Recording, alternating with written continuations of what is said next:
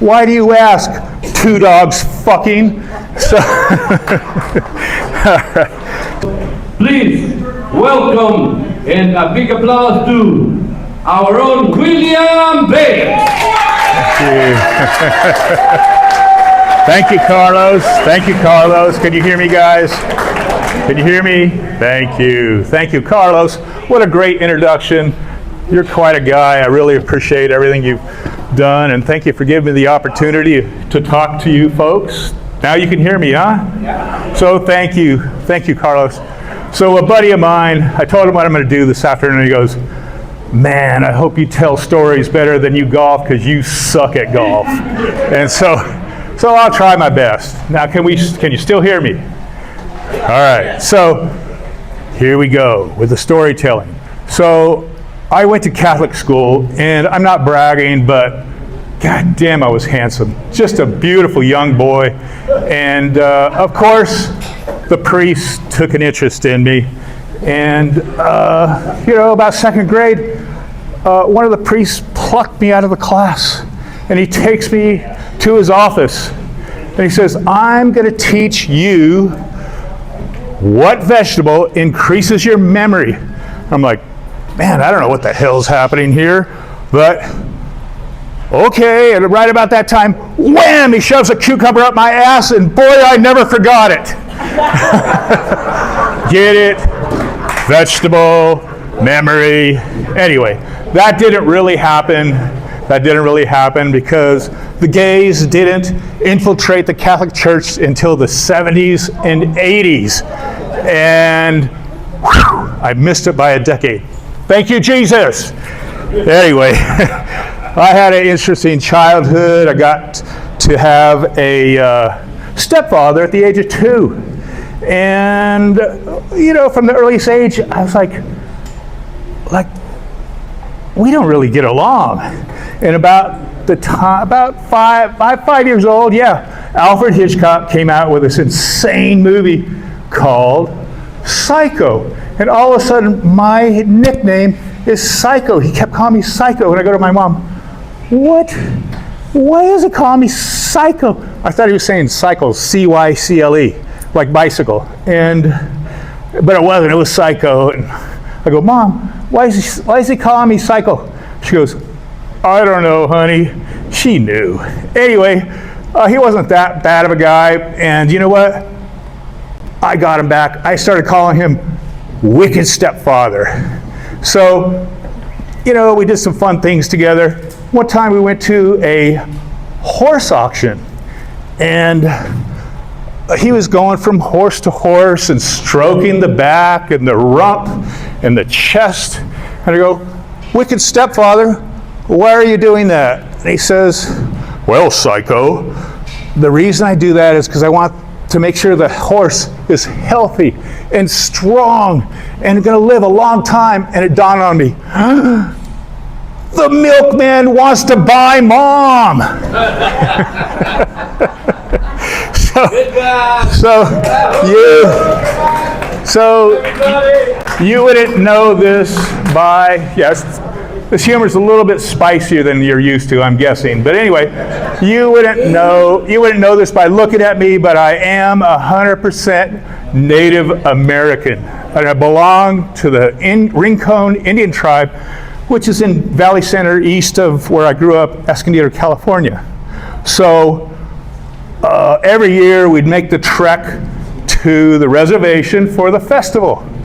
Right now they call it like the Heritage Festival. I don't know what the hell they call it. But anyway, we would make the trek. It's not like we rode horseback to the reservation. But anyway, we would go there, and it was a good reason for the tribe to get drunk as shit. And the kids could run around like a bunch of wild Indians, yes. And one time, I got the opportunity to meet the chief of the whole tribe. His name was Pokalotatwat. And so, the chief, yeah, I know, weird name. Okay, so we went into his teepee, and I go, how do we get our name, chief? And he says, well, When the squaw gives birth to her baby, she opens the flap of the teepee, and whatever she sees first, that's the name. That's how your sister, Running Deer, got her name, and that's how your little baby brother got his name, Leaping Fox. Why do you ask? Two dogs fucking. So my grandmother, I'd hang out with my grandmother, and she, as a little kid, she'd teach me how to count. And so, I'm learning my numbers, and it's I go 20, 21, 22, 28, 29, 30. All right. Then 40, 41, 49, 50. And we get into the 60s, and I go 67, 68, 69. I always get stumped on 69. I'm like, what's after 69, Grandma? And she says, mouthwash. So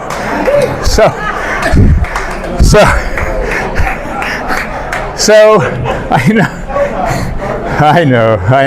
So I have a buddy of mine, and he's with his girlfriend, and they're enjoying a beautiful meal, this nice romantic restaurant, and he's getting a little ripped, buzzed, drunk, whatever.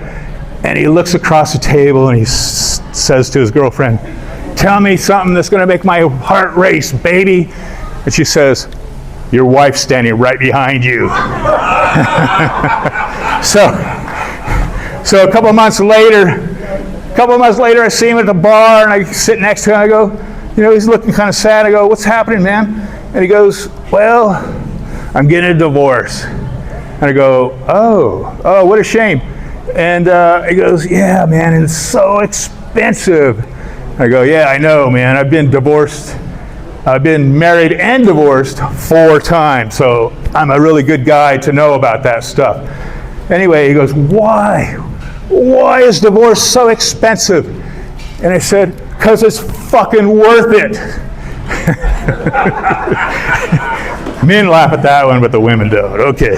All right. So I do need a volunteer. It's a simple, quick volunteer. Let me see. I want you. Could you please come up here? Thank you for volunteering. No, not you. Yeah, Darth fucked up the punchline last time. All right. So come on up here. What's your name? Julie. Her name is Julie. The microphone, you had to speak like literally right into it. Okay. All right. What's your name? Julie. Julie. Where are you from? Here. I've been here. I was born here. All right. So here's the question, and you're going to get $5 if you get it right. Why did little Johnny drop his ice cream cone? You want me to give you the answer? Please give me the answer. Because he didn't want to get hit by a bus. That's wrong. Because he did get hit. Because he got hit by a bus. Because he got hit by a bus. That's right. Here you go. You won $5. Oh, thank you. Thank you. No, you're the best. Thank you. You've been a great participant, even though you trashed my joke. It's all right. Anyway. Oh, Julie. Wow. Is your real phone number? Are you with Jose? Oh, let's not tell him, okay? Our secret. All right, thank you. Hey, you're a great volunteer. I really appreciate your help. So I have a quirky sense of humor, maybe you noticed. And one of the things that I was thinking about is, remember back in the day, they had a kissing booth. Holy crap, why don't they have a kissing booth anymore? And I was thinking, wow, why don't we revive that? We could, but a quarter for a kiss. I mean, come on. So I was thinking maybe $5 for a kiss. And then I was thinking, well, how about if we create a menu? Oh, I'm sorry, I didn't mean to be talking while you're talking. Sorry. Anyway, I guess they didn't get the hint. All right. So a menu like kissing, $5. Groping, $20, and I wonder what you get for like $100. All right, it's kind of like prostitution light, but I don't know. It's kind of cool. And then also, I buy a lot of stuff on Amazon. Amazon.com is my very good friend. And if you've ever been to our house, we have a lot of sculptures that I've created and paintings that my wife buys. And they're in almost every single room. We have naked women in almost every room. So when I do a review of a product, I always put, like, let's say about a toaster. I always line it up on the counter, and I make sure I get a naked woman in the background. And son of a gun, they published every single one of them. If you Google my name on Amazon, you see a lot of homemade porn, but it's just paintings and sculptures. It's not real people. So there's a question I have for everyone. Have you ever met anyone who got married in a drive-through wedding chapel? Yeah. Hang on, I got competition.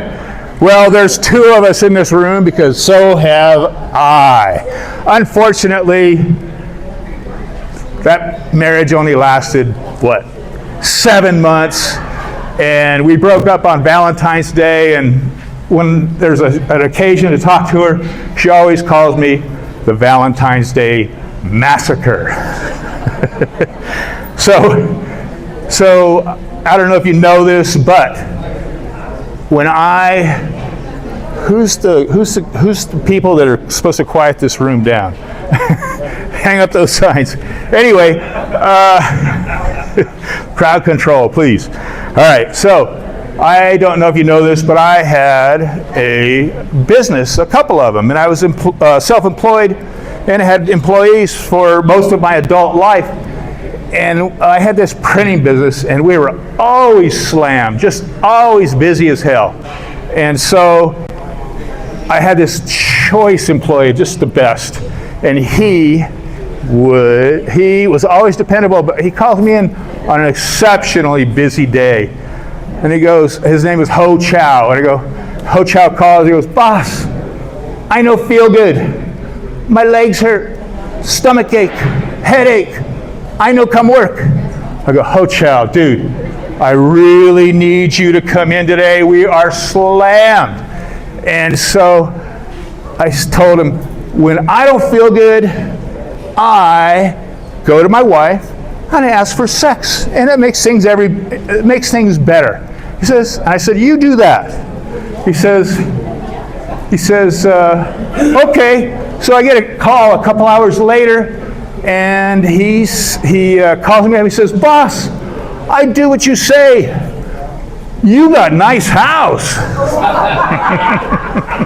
Bravo! Thank you. All right. Now, there's a lot of controversy, men and women's sports, but you know, we've had men and women's sports for decades. It's called soccer. Okay, that went over like a lead balloon. All right, here's one that's probably even worse. All right, here we go. What do you call a black man on the moon? Come on, somebody's got to know this. Not you, Carlos. Somebody's got to know this. An astronaut, you racist. So I've got one more for you, because I know you're hungry, and I'm probably not very good. I can tell by the back of that room over there. And so I got one more. Here we go. So I don't know, you know, I'm one of the, yeah, they're clapping. Okay, I got one more.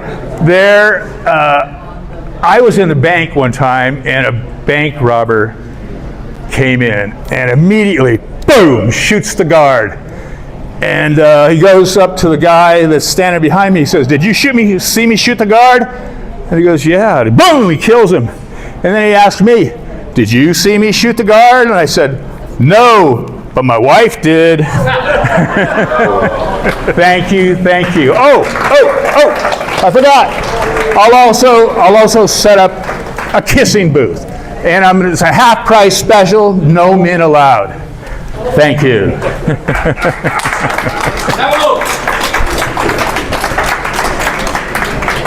Thank you, Carlos. Thank you, William. Thank you.